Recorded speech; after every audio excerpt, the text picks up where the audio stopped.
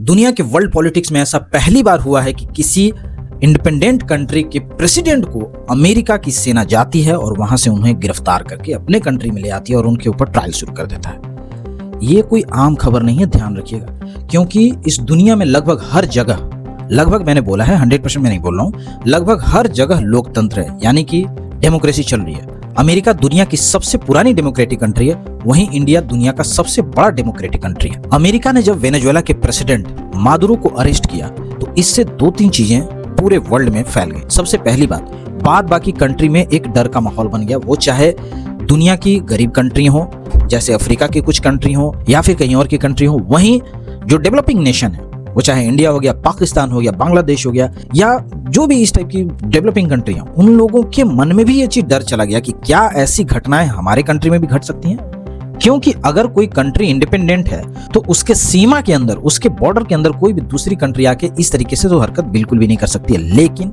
America ने अगर ये काम कर दिया है तो अब ये डर ऑटोमेटिक बाकी कंट्रीज में भी चला गया कि क्या ये उनके साथ भी हो सकता है। इस एक घटना से अमेरिका ने अपनी ताकत बढ़ा ली।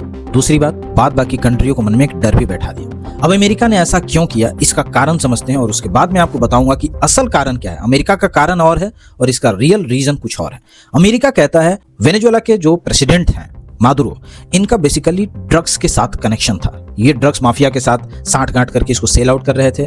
वहीं इनका आरोप ये भी है कि ये अमेरिका में कोकेन का भी काम करवा रहे थे अपने ड्रग्स लॉर्ड के साथ मिलके। हथियार और विस्फोटक रखने का भी आरोप है। यानी कुल मिला के ये ऐसे आरोप हैं कि ये आरोप देखने के लिए वेनेजुएला की जनता मोर देन इनफ है, वेनेजुएला की अदालत मोर देन इनफ है, लेकिन अमेरिका ने इसी ग्राउंड पे वहां के प्रेसिडेंट को अरेस्ट कर लिया। This is just too much.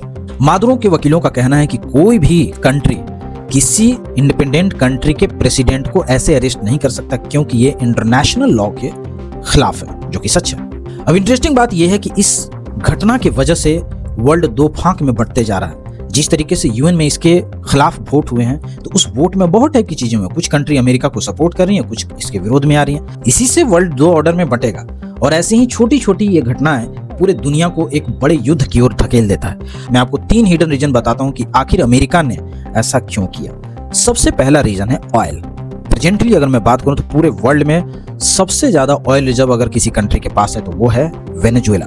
In fact Saudi अरब से भी ज्यादा ऑयल रिजर्व है वेनेजुएला के पास। और वेनेजुएला के पास ऑयल रिजर्व का अंदाजा आप इसी बात से लगा सकते हैं कि वो अपने कंट्री में 1350 साल तक तेल का खपत कर सकता है आराम से। इतना ज्यादा ऑयल है तो आप इमेजिन कर लीजिए कि अगर किसी कंट्री के पास इस लेवल पे ऑयल है तो वो क्या क्या कर सकता है। वो पूरे दुनिया की इकोनॉमी को कंट्रोल कर सकता है, पूरे वर्ल्ड लेवल पे पेट्रोल डीजल की कीमतों को भी कंट्रोल कर सकता है। और यही बात अमेरिका को चुभने लगा, क्योंकि वेनेजुएला की वर्तमान सरकार यानी कि मादुरो गवर्नमेंट ने 3 ऐसे काम किए जो कि अमेरिका को नागवार गुजरा और अमेरिका ने इसे अपने खिलाफ ले लिया। सबसे पहला पॉइंट, वेनेजुएला के गवर्नमेंट ने अमेरिकी कंपनियों को बाहर निकाल दिया। दूसरी बात, ऑयल रिजर्व पे सारा कंट्रोल वेनेजुएला के गवर्नमेंट ने किया। और तीसरी चीज, वेनेजुएला ने चाइना और रशिया को तेल बेचना स्टार्ट कर दिया, जो कि ये दोनों ही कंट्री अमेरिका के दुश्मन कंट्री है। काइंड ऑफ, दोस्त तो बिल्कुल भी नहीं है, तो दुश्मन कंट्री हम बोल सकते हैं, राइवल कंट्री बोल सकते हैं। ये सारी चीजें अमेरिका को दुखी करने के लिए मोर देन इनफ था। पॉइंट नंबर 2 आता है डॉलर। वेनेजुएला ने जो भी ट्रेडिंग किया ऑयल का, वो चाहे रशिया के साथ या चीन के साथ, तो इसमें इन्होंने डॉलर का यूज नहीं किया। डॉलर का यूज नहीं किया बल्कि डायरेक्ट इन्होंने चाइनीज करेंसी में ही सेल कर दिया। नतीजा क्या हुआ कि डॉलर का जो ग्लोबल पावर है उसमें कमी आई। और मैं आपको बताऊं, डॉलर का ताकत यानी कि अमेरिका का ताकत। तीसरा नंबर सीक्रेट पॉइंट है सत्ता यानी कि पावर। अमेरिका लगभग हर डेवलपिंग कंट्री या पुअर कंट्री या जितनी भी कंट्री है वो चाहता है कि उनका कंट्रोल रहे, चाहे वहां का राष्ट्रपति हो, प्रधानमंत्री, कोई भी रहे, वो चाहते हैं कि उनके कंट्रोल में रहे। यही काम इन्होंने इराक में किया था सद्दाम हुसैन के टाइम में, और अभी यही चीज इन्होंने यहाँ पे दोहरा दिया। लेकिन वेनेजुएला के केस में डिफरेंस हो गया। मादुरो अमेरिका के कंट्रोल में बिल्कुल नहीं थे और अमेरिका ऐसे कंट्री को बिल्कुल पसंद नहीं करता है जो 3 चीजें नहीं करते हैं। सबसे पहले, अगर कोई भी कंट्री IMF को नहीं माने तो अमेरिका बिल्कुल भी उसको पसंद नहीं करेगा। दूसरी बात, अगर कोई भी कंट्री ट्रेडिंग कर रही है और उसमें वो डॉलर का यूज नहीं कर रही है तब भी अमेरिका की नजर में चढ़ जाएगा।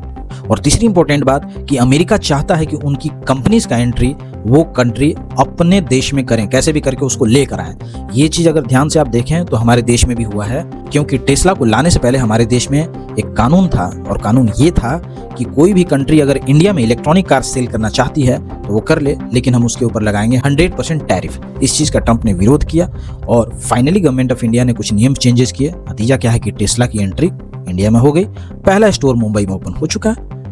ये सारा चीज वो इंडिया जैसे फास्टेस्ट ग्रोइंग कंट्री में कर सकता है। और सबसे लास्ट इसमें हिडन ट्रूथ है, वर्ल्ड ऑर्डर को कंट्रोल करना। अमेरिका चाहता है कि पूरी दुनिया अमेरिका के पीछे रहे, लेकिन विगत कुछ सालों में अगर आप देखें, मतलब 2 दशक 1 दशक की मैं अगर बात करूं तो पूरे दुनिया में चीन सबसे बड़ा वर्ल्ड पावर के तौर पे उभर के सामने में आया है, क्योंकि चीन अभी की डेट में सेकेंड सबसे बड़ी इकोनॉमी है अमेरिका के बाद। दूसरी बात यह है कि अमेरिका कभी नहीं चाहता है कि कोई भी कंट्री चाइना या रशिया के कंट्रोल में जाए, वो चाहते हैं कि वो उनके कंट्रोल में रहे।